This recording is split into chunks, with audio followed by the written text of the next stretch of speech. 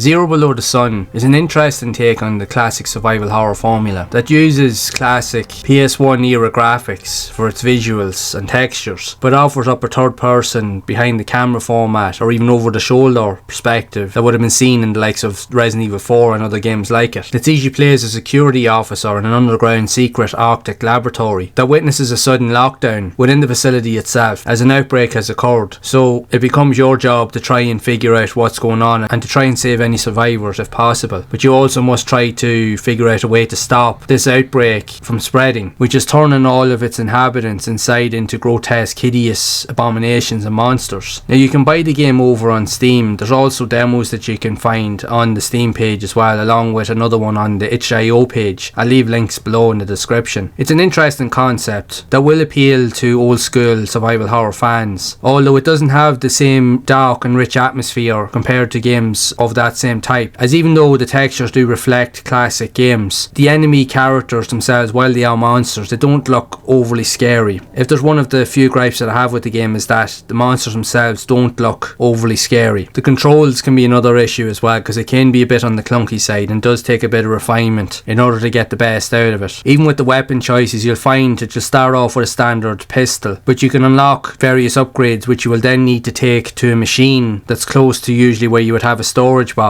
and you can add these upgrades to your weapons, anything from like laser pointers, which you will need in order to be able to make it easier to shoot enemies, because one advantage that you have in the game is that you can take out different body parts of enemies either by shooting their legs off or even their head off and arms, which will slow them down. But it also has a unique mechanic that if you shoot an enemy's head off or a body part, they'll eventually bleed out, so you can use that to your advantage, especially in more open areas, in order to try and save ammunition for yourself. Now in smaller rooms won't be as easy.